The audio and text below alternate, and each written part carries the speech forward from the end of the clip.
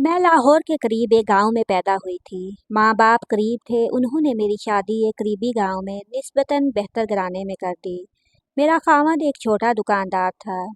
ये मेरा नसीब कि शादी के 2 साल बाद उसका कारोबार इतना तरक्की कर गया कि दौलत संभाले न संभलती थी।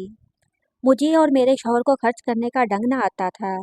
बस जो चीज़ अच्छी लगी फ़ौरन खरीद ली, ये सोचे बगैर कि हमको इस चीज़ की ज़रूरत है भी या नहीं। यूँ अक्सर खरीदारी बेकार जाती या चीज़ें सड़ जाती, लेकिन हमें एहसास ना होता। शौहर तो नौ दौलतिये कहलाए ही। मैंने भी कसर ना छोड़ी। दुकान पर गई तो कपड़ों के अंबार लगवा दिए। सूट पर सूट खरीदे जा रहे हैं। अगर शेर बर गोश्त की ज़रूरत है तो आधा बकरा तुलवा कर ले आए। इधर वो गोश्त लाते तो उधर मैं नौकर से 4-5 मुर्गियाँ मंगवा लेती। गोश्त पक रहा है, पुलाव बना हुआ है, मगर मुर्गी का गोश्त आ गया तो चलो भाई उसको भी बनवा लो। इतना खाना, थोड़ा सा खाया और अगले दिन बासी कहकर एक तरफ निकाल दिया। सर्दी का मौसम है, चाय पर चाय पी रहे हैं। एक बच्चे ने फरमाइश कर दी कि मुझे तो ठंडी बोतल पीना है। मियाँ साहब ने ड्राइवर को दौड़ा दिया कि जाकर 3 क्रेट बोतलें ले आओ। अब सर्दी में कौन पिए। किसी के घर मिलने गए तो केक मिठाई से लद-भद कर। उनके घर का नया फर्श देखा तो ख्याल आया कि वैसा हमारा भी होना चाहिए। अपना अच्छा भला फर्श उखड़वा कर उन जैसा बनवा लिया। गर्ज के खर्चा करने का कोई ढंग और ना सलीका। आप जाने जब दौलत की रेल पेल हो जाए तो आदमी में तब्दीलियां आने लगती हैं। शौहर ने घर से बाहर औरतों से दोस्तियां बढ़ाना शुरू कर दी। अय्याशियां मेरे शौहर का भी मशगला बन गईं। एक बार एक होटल पर अचानक छापा पड़ा। 3 दर्जन मर्द और औरतें पकड़ी गईं और सजाएं भी मिली। खुशकिस्मती से मेरे शौहर उस रात होटल में ना थे, वरना वो भी पकड़े जाते। मगर मैं कहती हूँ कि बुरा हुआ जो ये बच निकले। दूसरों के साथ उन पर भी भारी जुर्माना होता, अखबारात में तस्वीरें लगती तो शायद दौलत का खुमार उतर जाता और वो आम आदमी की तरह शरीफाना ज़िंदगी गुजारते। फिर शायद मेरी ज़िंदगी भी सुकून से गुजरती। मैं शौहर को तो इस राह पर चलने से ना रोक सकी, बल्कि खुद भी एक दूसरी तरह चल पड़ी। शौहर ने रफ्ता रफ्ता घर में मैनोशी शुरू कर दी।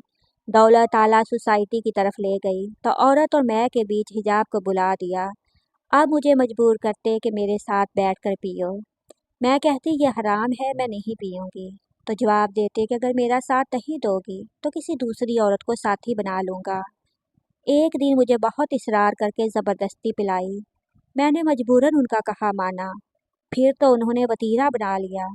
घर पर मैनोशी करते, मुझे साथ बिठा लेते, ऊट पटांग बातें शुरू कर देते और साथ मैनोशी पर मजबूर करते। कहा ना मानती तो दूसरी औरतों के पास जाने की धमकियां देते। अब मैं उनकी हरकतों से बहुत ज़्यादा गमज़दा रहने लगी। मुझे देखकर कहते, क्यों गमज़दा रहती हो? गम गल्त करने का चारा तो है तुम्हारे पास। यूँ मैं अपनी गमज़दगी दूर करने को बार बार इस बुरी चीज़ को चखने लगी। यहाँ तक कि हिजाब टूट गया और मैंने मैनोशी को आदत बना लिया। या पीती तो फिर खूब खाती भी। इस तरह मेरे चेहरे पर सुर्खी रहने लगी और मैं सेहतमंद नजर आने की बाइस खूबसूरत भी दिखाई देने लगी। मानती हूँ कि मैं कमज़ोर किरदार की थी, वरना कोई अच्छी औरत होती तो ऐसा ना करती। आईना देखती तो समझती कि इस शय ने ही मेरी उम्र के निशानात मिटा दिए और मुझ पर जवानी के रंग बखेर दिए हैं। नहीं जानती थी कि ये तो एक जहर है जो मुझको अंदर से खोखला कर रहा है। अब कुछ गलत किस्म की औरतें भी हमारे घर आने लगीं, जिनको मेरे शौहर मद्दू करते थे। वो काफ़ी तेज़ तर्रार थीं, मुझको अपनी लच्छेदार बातों में उलझाती थीं, मेरी तारीफ़ें करती और मेरे साथ दोस्तियाँ बनाती। मैं ना समझ सकी कि दरअसल वो मेरे खामन में दिलचस्पी रखती हैं। एक दिन मैंने एक ऐसी ही बदनाम ज़माना के साथ शौहर को अपने बेडरूम में देख लिया तो मुझे होश आया। ये बेइज्जती बर्दाश्त ना कर सकी। घर में लड़ाई हुई। मोहल्लेदारों और बड़े भाई के डर से अफराज ने हथियार डाल दिए। गैर औरतों का आना जाना तो बंद हो गया, मगर उनके औबाश दोस्त फिर भी आते थे।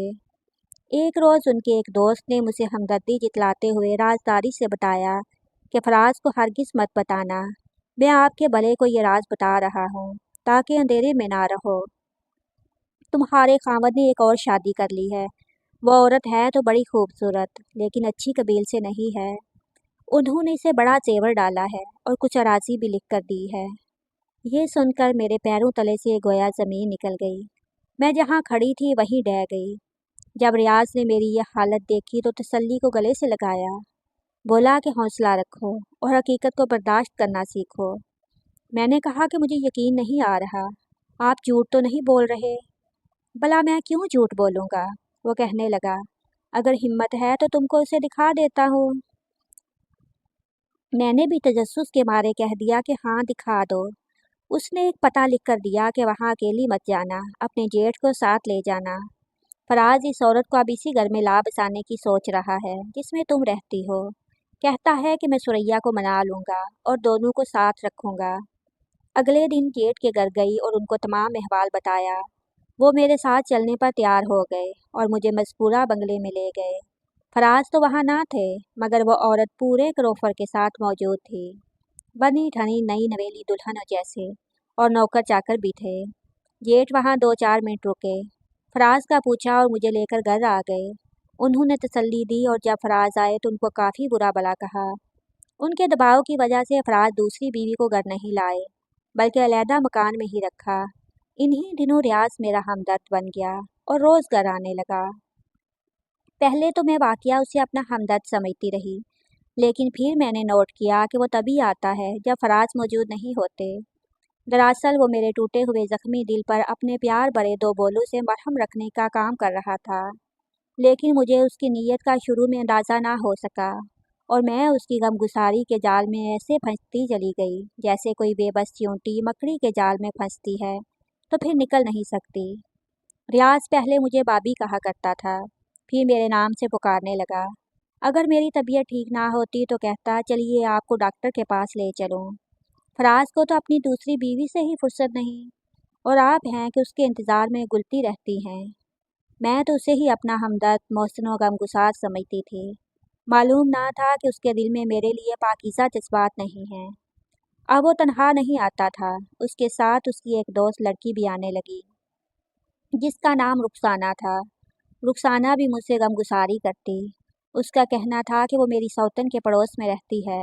इस तरह वो मेरे शौहर की दूसरी बीवी के पास आने जाने, उनकी सैर व तफरीह, हत्ता कि शॉपिंग तक की खबर रखती थी।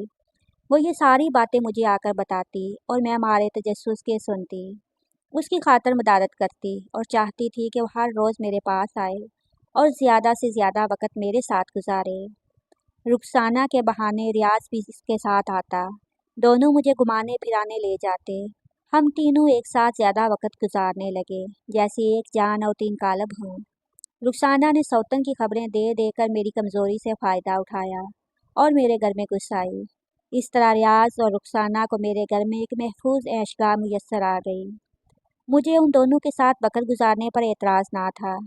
मैं तो उनकी खातर मदारत करते न थकती थी। एक दिन रियाज अकेला आया। वो बहुत उदास था और रो रहा था। मुझसे अपने हमदर्द का इस तरह रोना देखा ना गया। पूछा कि क्या हुआ है। उसने बताया कि वालदैन को उसके और रुखसाना के ताल्लुक का इल्म हो गया है।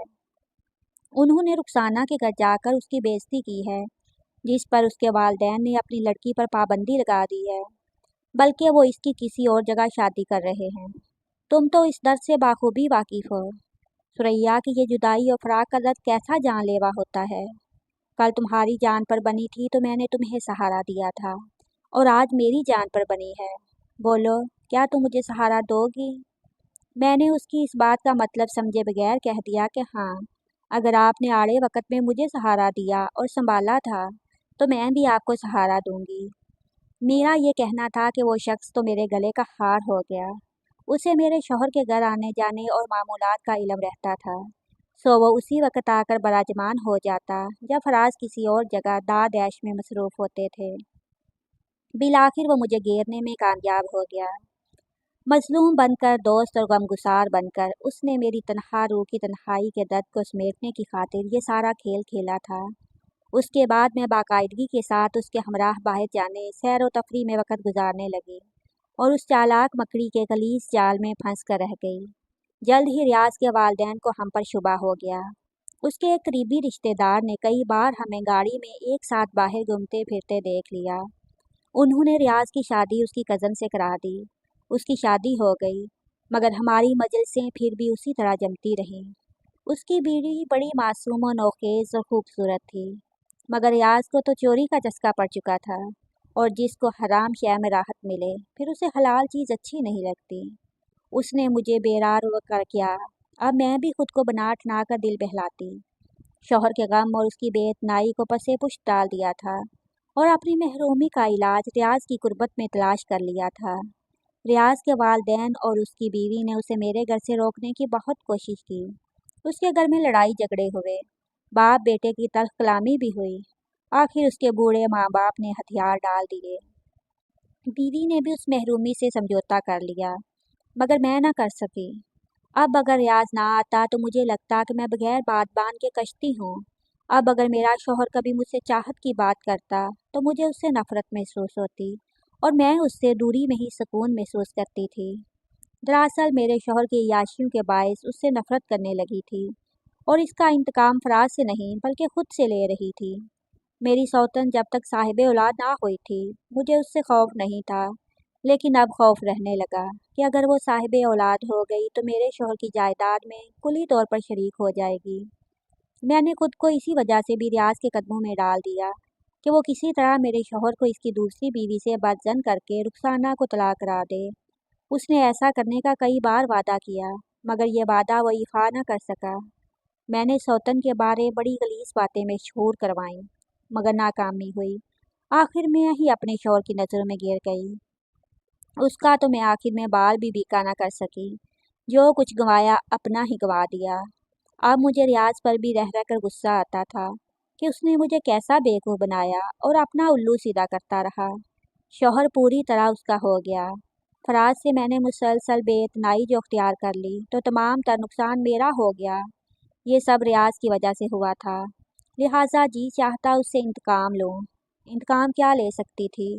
फिर मैंने उसे भी गुमराही के अंधेरों में गिराकर उसके सारे ख़ानदान से गोया इंतकाम लिया। मेरी नाकस अक्ल ने यही मशवरा मुझे दिया कि उसने मेरी ज़िंदगी को बर्बादी से हमकनार किया है, तो मैं भी उसकी ज़िंदगी में अंधेरे बरके रहूँगी, ताकि ये भी सुख का सांस ना ले सके। रियाज पूरी तरह मेरी झूठी उल्फत में फंस चुका था। उसकी बेकसूर बीवी मेरी वजह से आग में जल रही थी, और मैं खुद भी दोज़ख जैसी आग का ईंधन बनी हुई थी। हम दोनों ने 4 बार मासूम नफूस को दुनिया में आने से कबल फना किया। तभी कुदरत ने हमको बिलाखिर एक बहुत बड़ी सज़ा के लिए मुंतखब कर लिया, क्योंकि हम जानबूझकर अपनी जानों पर जुल्म डाल रहे थे और दूसरों की जानों को भी हलाकत में डाले हुए थे। कहते हैं कि गुनाह का गड़ा जब भर जाता है तभी डूबता है। एक दिन फराज रात को घर ना आए, दूसरे और तीसरे दिन भी पता ना चला। चौथे दिन एक लाश मानसेहरा से चंद मील दूर मिली। अखबारों में नामालूम लाश की खबर छपी। औरों के साथ हम भी पहुंचे तो पता चला कि मेरे शौहर फराज की लाश थी, जिसे गोली मारकर हलाक किया गया था। मगर जाए वारदात पर खून नहीं गिरा था, जिसका मतलब था कि कत्ल किसी दूसरी जगह हुआ था और लाश दूसरी जगह लाकर फेंकी गई थी। तफ्तीश शुरू हुई। पुलिस ने मकतूल की ज़िंदगी के मामूलात, इसकी 2 शादियों, मेरी और रुखसाना की हिस्ट्री, रियाज से मेरे ताल्लुकात, हर चीज़ बारे गवाहियाँ और शवाहिद इकट्ठे किए। गवाहियाँ ली गोया कोई चीज़ पोशीदा नहीं रही थी। पुलिस इस नतीजे पर पहुंची कि फराज को मैंने जायदाद हथियाने के लिए रियाज के ज़रिए मरवाया है। हकीकत ये थी कि रियाज इस रात मेरे साथ था। उसके वालिदैन ने एतराफ़ किया कि वो उस रात घर में नहीं था, तो गोया गवाही ये थी कि वो अपने रकीब यानी मेरे शौहर को कत्ल कराने के सिलसिले में कहीं गया हुआ था। अगर मैं इस भयानक रात उसको अपने घर में मौजूदगी बताती तो अपने खिलाफ केस को और मजबूत बनाती। लिहाजा मैंने इस मामले में बिल्कुल चुप साध ली। रियाज को पुलिस ले गई, 7 दिन का रिमांड लिया, और इस थाने में इतना मारा गया कि वो खड़ा होने के काबिल ना रहा। मैं साथ भी मेरे साथ भी बहुत कुछ हुआ। रुखसाना बच गई, क्योंकि वो अरसे से हमारी ज़िंदगी से निकल गई थी। मैं रोती भी थी कि हम दोनों फराज के कातिल के मामले में बेगुनाह हैं, मगर मेरा ज़मीर मुलामत करता कि मैं अपने हाथों खुद अपनी कोख उजाड़ने की मुर्तकिब हो रहती रही हूँ। ये भी तो कत्ल थे जो हमसे हुए थे, तो क्या इसकी सज़ा हमको ना मिलनी थी? अदालत में कत्ल और साजिश कत्ल से इनकारी रही। कोई ऐनी शाहिद भी ना था, लिहाजा सज़ा थे तो बच गई, मगर ज़मीर की अदालत से उम्र भर सज़ा मिलती रही और अपने बच्चों की नज़रों में भी जलील हुई। बेशक रियाज ने फराज को कत्ल नहीं किया, लेकिन मेरी ज़िंदगी के सब गुनाहों में वो मेरा साथी तो बना रहा। अब उसने मुझसे कतई तल्लुक़ कर लिया। मगर उसकी बहुत बड़ी कीमत रुसवाई की सूरत में हमें अदा करनी पड़ी। उसने अपनी बीवी के कदम छूकर और माँ बाप के पैरों पर गिरकर माफ़ी मांग ली।